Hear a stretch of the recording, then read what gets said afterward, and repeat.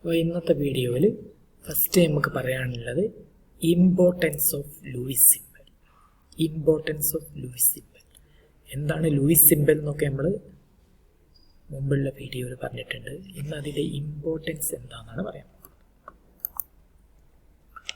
ഒന്നാമത്തത്, it gives number of electrons in the outermost shell of an atom.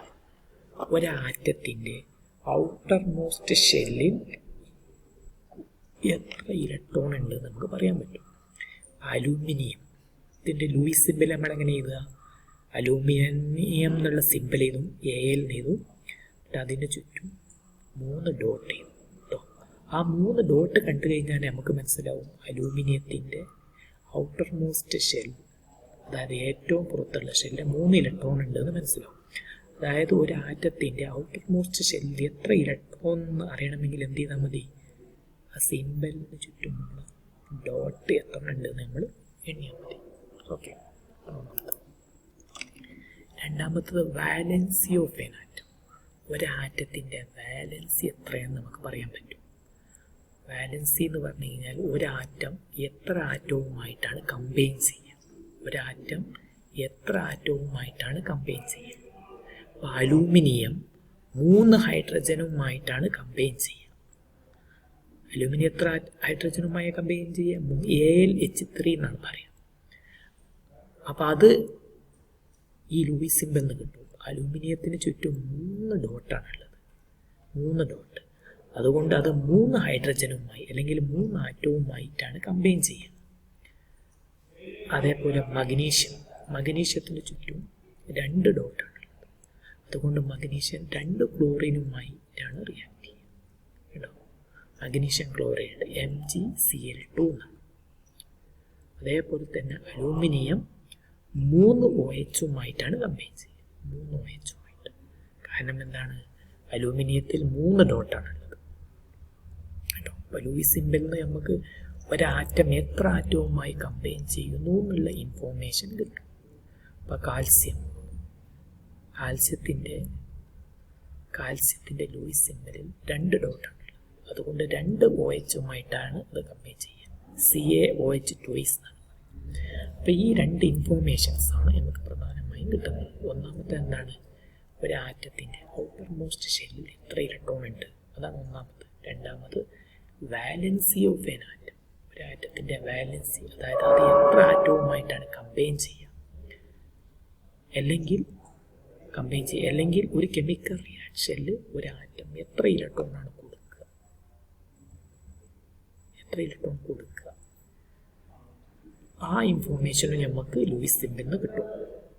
അല്ലെങ്കിൽ എത്ര ഇലക്ട്രോണാണ് വാങ്ങുക, അതും നമുക്ക് ഇതിൽ നിന്ന് കിട്ടും കേട്ടോ. ഒരാറ്റം എത്ര ആറ്റവുമായി കമ്പൈൻ ചെയ്യുന്നു, അതാണ് വാലൻസി എന്ന് പറയുന്നത്. അതേപോലെ തന്നെ കെമിക്കൽ റിയാക്ഷനിൽ ഒരാറ്റം എത്ര ഇലക്ട്രോണാണ് കൊടുക്കുക. അലൂമിനിയത്തിൻ്റെ ചുറ്റും എത്ര ഇലക്ട്രോണാണുള്ളത്? 3 ഇലക്ട്രോൺ. കെമിക്കൽ റിയാക്ഷനിൽ അത് എത്ര ഇലക്ട്രോണാണ് കൊടുക്കുക? വേറെ ആറ്റത്തിന് 3 ഇലക്ട്രോൺ. കാൽസ്യത്തിന് ചുറ്റും 2 ഇലക്ട്രോൺ ആണുള്ളത്. അതുകൊണ്ട് 2 ഇലക്ട്രോൺ ആയിരിക്കും അത് കെമിക്കൽ റിയാക്ഷനിൽ കൊടുക്കുക കേട്ടോ. അപ്പോൾ എത്ര ഇലക്ട്രോൺ കൊടുക്കുക, എത്ര ഇലക്ട്രോൺ വാങ്ങുക എന്നൊക്കെ എന്തെന്ന് കിട്ടും? ലൂയിസ് സിമ്പൽ നമുക്ക് കിട്ടും കേട്ടോ. അപ്പോൾ ഇതൊക്കെയാണ് ഇതിൻ്റെ ഇമ്പോർട്ടൻസ്. അപ്പം മെയിനായിട്ട് നിങ്ങൾ ഇത്ര പഠിച്ചാൽ മതി. അതിൻ്റെ ഡീറ്റെയിലാണ് ഞാൻ പറഞ്ഞത്. സിംപ്ലിഫൈ ചെയ്തിട്ട് നിങ്ങൾ പഠിച്ചാൽ മതി. പോയിന്റ് എന്താണ്? It gives number of electrons in the outermost shell of an atom. ഒരു ആറ്റത്തിൻ്റെ ഏറ്റവും പുറത്തുള്ള ഷെല്ലിൽ എത്ര ഇലക്ട്രോൺ ഉണ്ട്.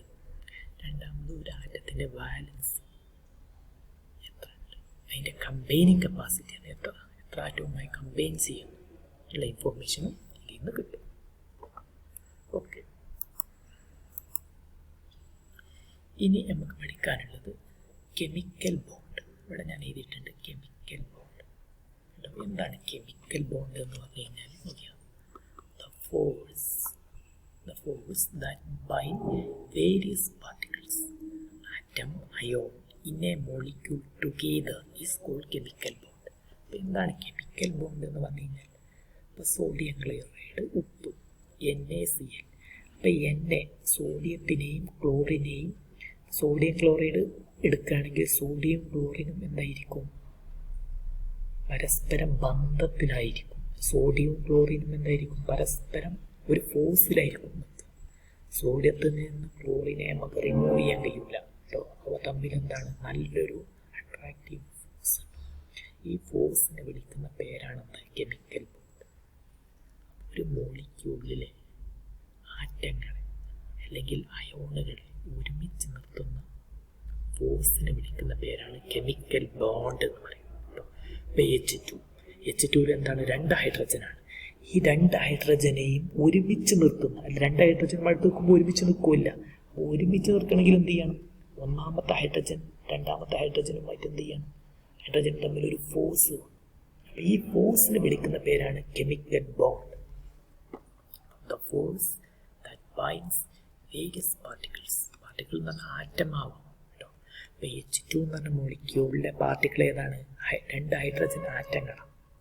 അതുകൊണ്ടാണ് പാർട്ടിക്കിൾ ആറ്റങ്ങളാണ്. ഇനി അയോണുകളാണ്.